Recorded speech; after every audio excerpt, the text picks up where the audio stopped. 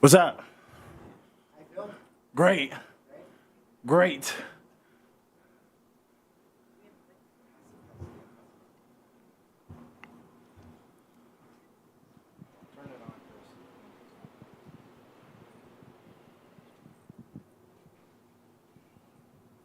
Hey, Trenton. Chris Cartman, Son of a Source. How does this feel, not just to have a good offensive performance, but after all you guys have kind of been through and guys continuing to battle and seeing that pay off?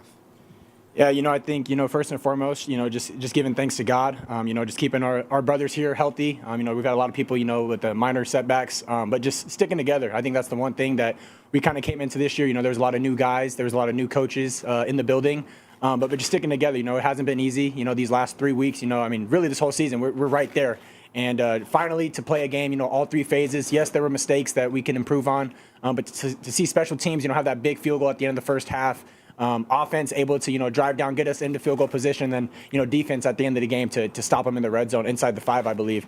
It's just awesome to see everything work together, and, it's the start of something special. And then what's this been like? Kenny's kind of evolved the offense in recent weeks, getting into some of these cut splits, and you're under center, and you're getting more numbers to run behind and some of these looks and the exit motion stuff. What's that been like over the last several weeks building to this? It's been exciting, being a quarterback that, is pretty much like another coach on the field, to have so many offensive masterminds, with Coach Dilly and Coach Baldwin and Iguano and Coach Mont. Everybody on the offensive side, they put their 2 cents in, and to see them, all work together and, find different ways to get the ball in the playmaker's hands, it makes it easy for me. I'm not having to throw the ball 50 yards down the field, but I can throw a bubble to Badge, and he makes a guy miss, turns it up for 25. Jalen, having running backs that can catch out of the backfield is huge too. But, it all starts with the guys up front, and they did a great job of allowing us to have some explosives in the run game, and it makes everything easier. Michelle Gardner, Arizona Republic. Trey, can you talk about the defensive stand there? When they get down and it's a 2-score game and 4 minutes left and just making that stop? We had to come out and do our 111th. Obviously, we were up 2 scores, so we were trying not to let them score at all. That's the goal. And we executed. We executed on our plays. We had good communication, which was one of the big keys to. Which was one of the big keys to the stop. So, man, our D line was eating tonight. I got to give it to them. Our D line was eating tonight, and it helped us on the back end too. So. Trey, Jonah Krell, Cronkite Sports. After the win, saw you sort of just take a moment for yourself, go on a knee, look up to the sky. What were the emotions like for you against your former team and to be able to get that win? Oh, man, it's crazy because I prayed during the week and prayed throughout the week. And I had a lot of prayers going into this week, so I got to give glory to God. That's all I was doing. I was looking up to God, and I'm just saying, thank you, Father, for answering my prayers. Obviously – coming from that school, I had a lot of revenge that I wanted to get, but I learned that revenge is not mine to take but his. So I let that go to him. I gave him everything that there was to be mad or pissed about, and we came out with this victory today, man. So it meant a lot. Trent, Michael Kirsten, Pitchfork Lunch. To have that 1-2 punch, I know Coach Dillingham has kind of talked about all year running the ball, but to finally have DeCarlos back healthy and Cam, obviously gives the offense a boost, but just how much confidence does it give you guys? I mean, in play calling, just running the whole offense. Yeah, I'm looking at the play sheet this morning, and I'm like, okay, this can be an explosive. This can be looking good. This can be good. And coming back to the sideline and just telling Coach Dillingham, everything they're calling is working. Line is getting a good push up front. Receivers are making plays. Troy had that big third down that first drive. But just like I said, trusting the game plan. And we have so many weapons, and we still have so much more to put out there. But this is just one step forward. And, we don't want to get too high on it right now. But, watch film and get ready for next week. BJ, right here. That was a weird sequence where Prince knocked the ball down, their quarterback picked it up and ran after the play should have been dead, and the refs called a penalty on that. And then you and Prince each made plays subsequently to get a stop after that. Can you just talk about that sequence that happened? I think that we were just really just unwavering in what we were trying to do, what our assignment was. Trey, I'll give credit to Trey just keeping us focused on what we need to get done. Regardless of what happens, they might get a big play, but we gotta get back and play down and play again. That's one thing that just kept us focused throughout the game is just we still gotta get back there. The more we affect the quarterback, the better things that happen. So all credit to everybody behind us because they get us lined up. All we gotta do is go. So that's all we did, go. And can you just talk about the impact that you guys had getting after Caleb? Getting after their quarterback Cam. It had a huge impact. You don't give him time to sit back there and find what he wants to find. We put pressure on him. Good things will always happen. Regardless of where he goes. He tries to run out of there. We know our linebackers will come pick it up and make that play. D-line, we cover for each other. Y'all saw that first sack. When I went high, he tried to escape through the B gap. We had Clayton right there. We always cover each other. That's that defense. We always keep the cub. We always do our job. So that showed up tonight. We all did everything. It all came together. This could go for Trey or BJ. Just what was the message in the locker room that kind of, changed that mentality going into the second half to really shut down Cam? It was really the finish. We always put together a first half, and this game was one of the biggest games where we wanted to put together a whole game. So we went in, told them guys we need to finish and make sure we're just doing our 111th. One play mentality, making sure that we're executing on every single play, and then after that, man, the score shows. So just executing every play and finish. The standard's the standard, honestly. Nothing changes.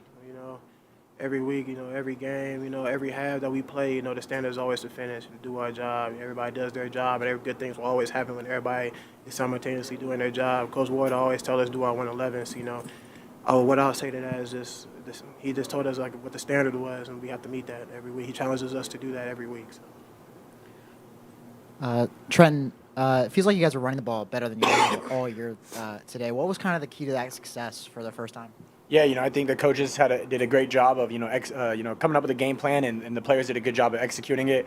We kind of knew coming in what was going to happen, and to see gashes of 8 to 10 to 15 yards, and Scat breaks that one. I think it was like 70 yards or something. But to see those plays finally pop up, that's kind of what this offense has needed the last couple of weeks. Is it's kind of been a grind, getting these drives where it's 10 yards, 8 yards, 6 yards. You see all these other scores where people can break an outside zone for 80, but for us to finally get some of those explosives, it opens up everything in the game plan, and it allows us to put up some big points, and the defense did a great job too. And then Trey, you guys had a weird play in the first half where a bunch of defensive players came out and lined up on offense. Clayton Smith threw the pass interference. What was that going on out there, and what did Kenny tell you about that play? All I can say is that play was meant to, what would you say, send a message? Yeah, We did. Yeah.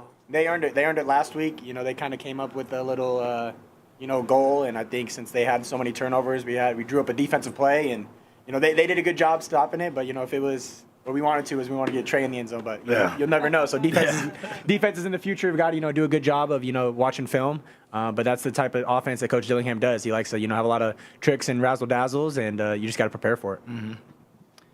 Trent, have you had any conversations with Brian Ward specifically about that Washington State defense in this coming week? Not really. I know, it's been nice to be able to go against our defense, which is, pretty much their kind of style. But to go against our defense, they're a little bit more exotic. But to be able to go against these guys, it makes our offense, better each and every week. But I knew that, this game was, personal for a couple guys coming from that school.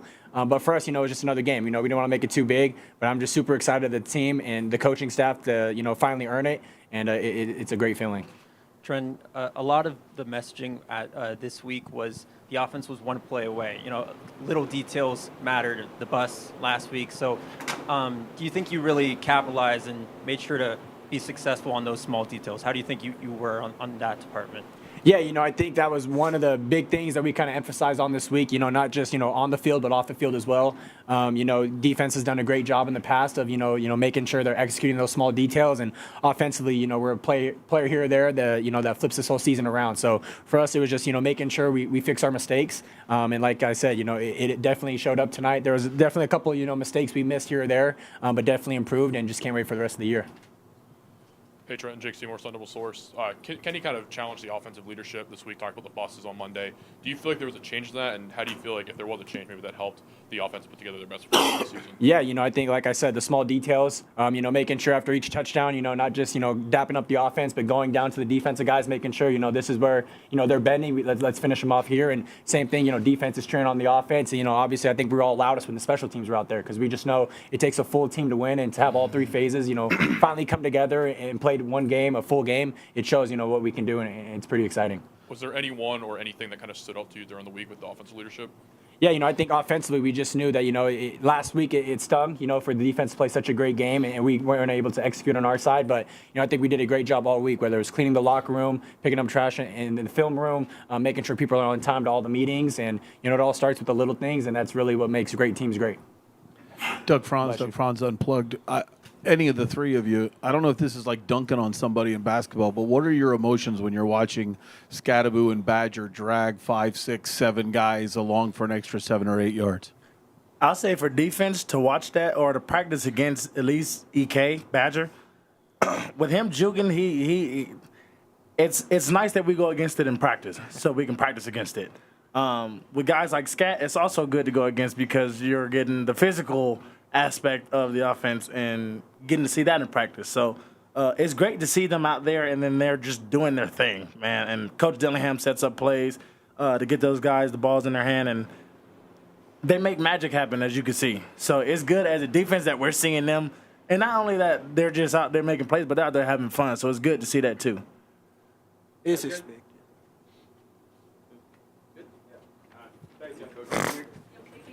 Who, me? Yeah. Yeah. Go Devils. Go Devils.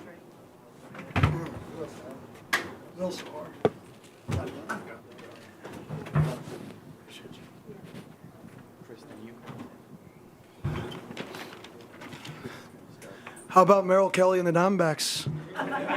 Sun Devil alum right there. Chris Cartman, Sun Devil Source. Kenny, This has been an evolving offensive approach that you've talked about earlier in the week and getting into some stuff that maybe isn't what you prefer to do.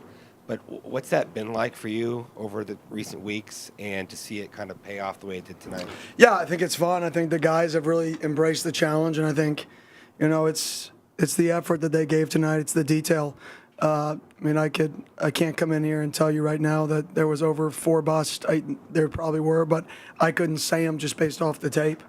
And that hasn't been the case in games past. So the guys really took some ownership in just doing their 1/11th, and it's showing up. And yeah, this is definitely way different than anything I've ever done offensively. But it doesn't matter, and it all comes down to the kids and the guys on our team executing.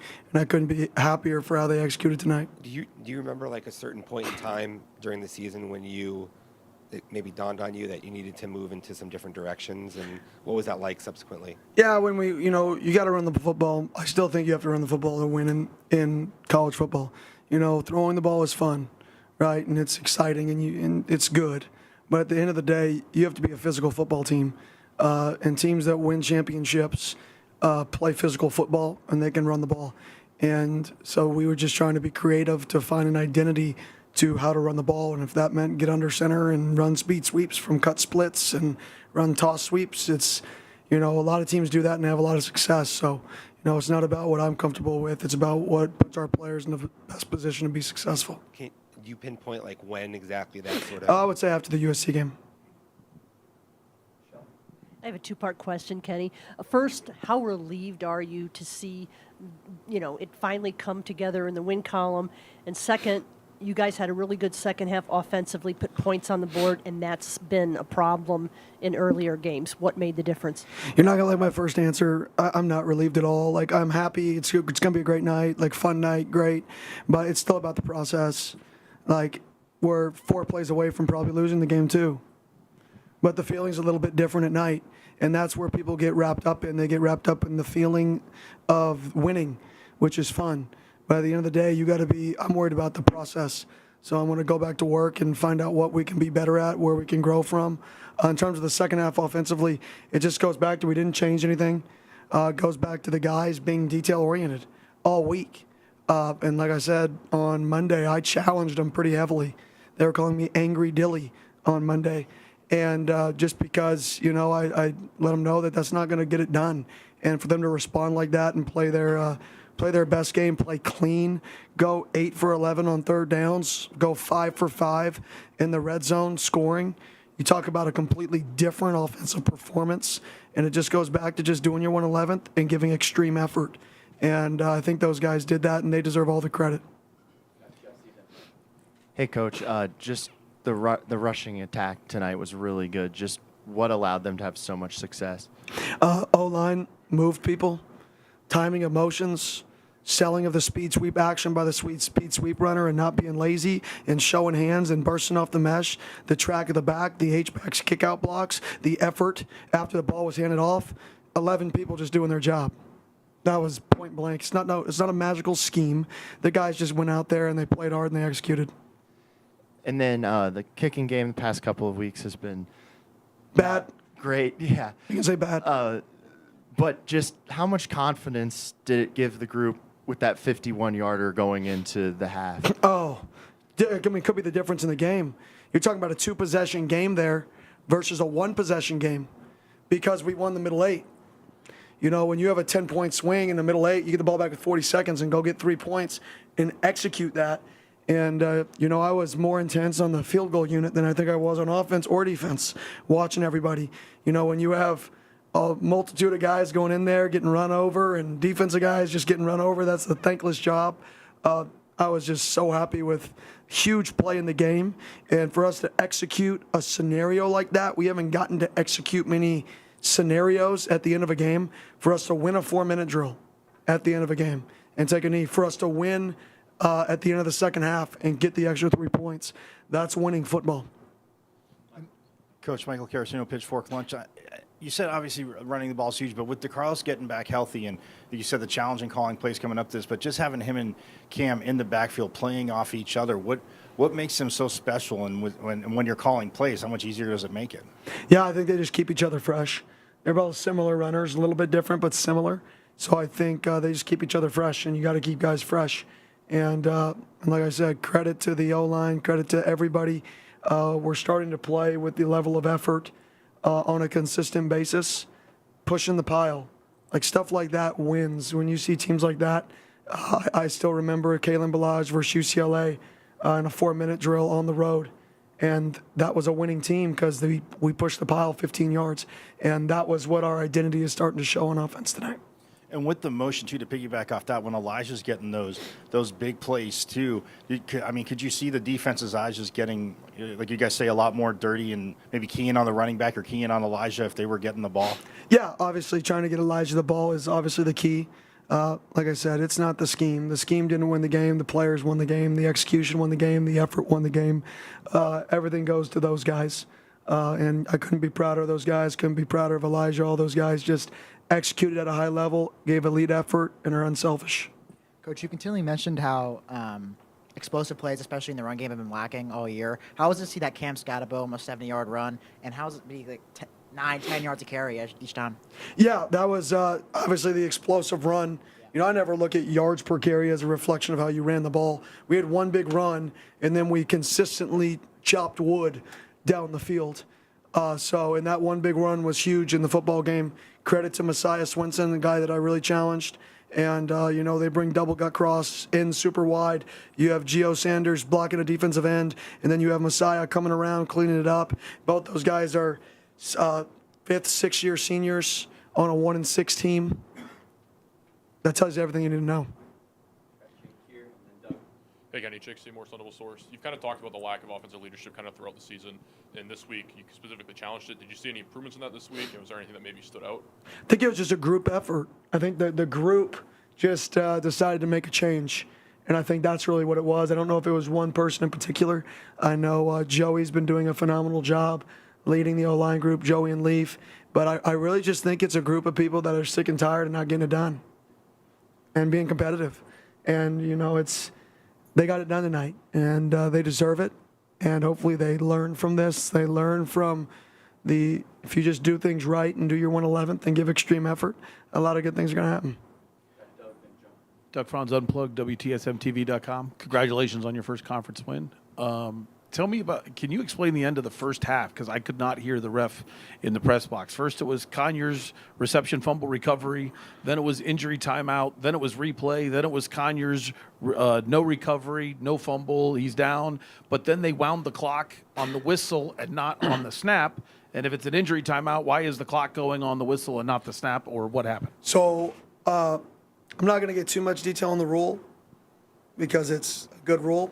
But basically, if there's an injury under a minute and the clock is running, right, then you don't have to get burned a timeout. So Conyers got hurt. So what happens is it was a first down. So because Conyers got hurt, the clock stops instead of continuing to wind because there was a first down. We do not get charged a timeout because it's a first down. And then our field goal unit went out there, and once the play clears, they'll then start the clock again. So we had to be ready for a whistle kick there, knowing the clock was going to wind.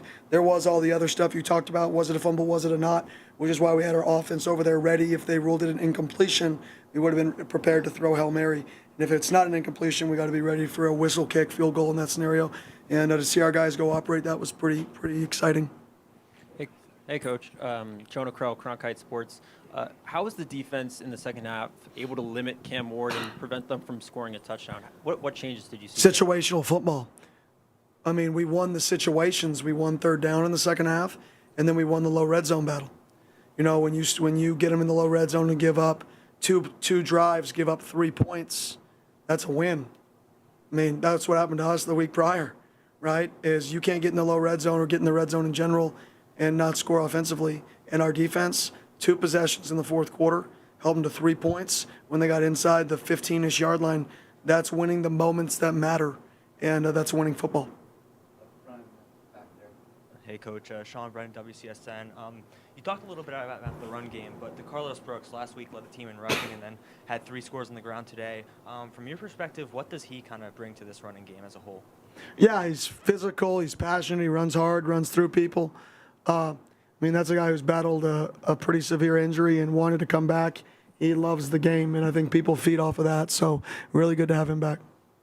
Hey, Coach, Mike Meekoff with the State Press. You know, you guys have been right there in pretty much every game. Every one of your conference games, I think, has been a one-score game in the fourth quarter. I've even heard people say, you know, you guys find new ways to lose every week. But, you know, how does it feel this week to finally find a way to win and get that, you know, off your back? Yeah, it feels great. Feels great. It's good for our guys to see if we play complementary football, we can win football games. So it just, we're getting better every week. I can say that with confidence. We're getting better every week. Every week, it may not show it all the time. There may be some, you know, some bumps, but we're still getting better. And today we just kind of put together a somewhat complete game. And, you know, defense didn't play as good as they have in the past, but it doesn't matter because they won the moments. And football, like I keep saying, it's about those big moments that win or lose games. There's those moments in the game, and today we made those moments, and we won those downs. Kenny, Blake Neiman, Cronkite Sports.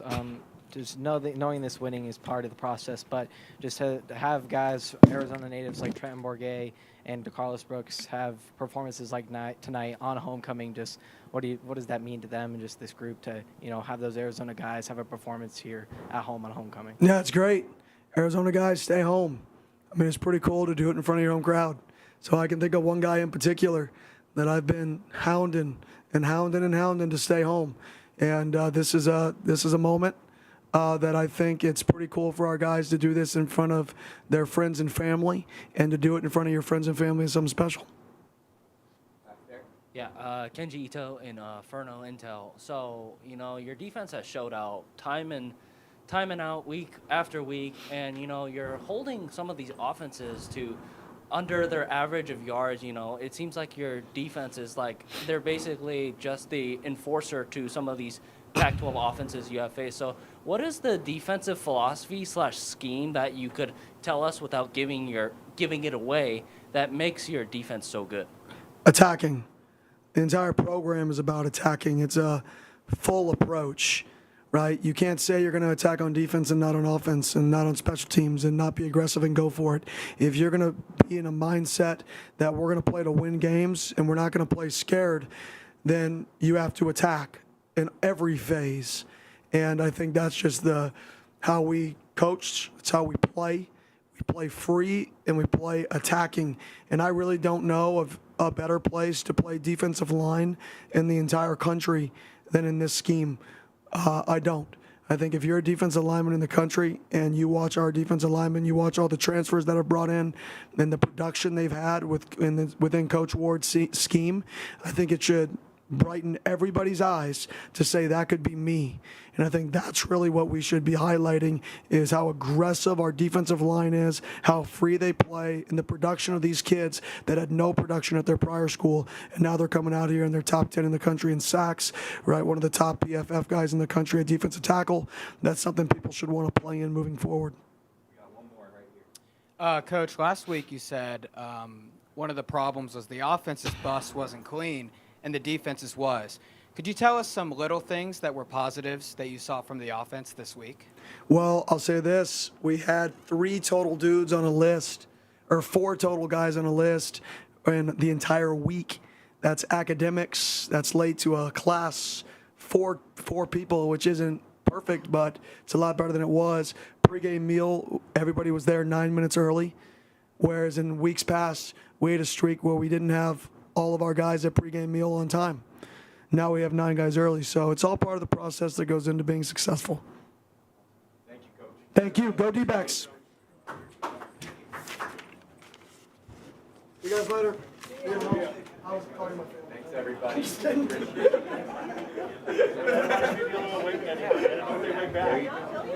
Yeah, you're good.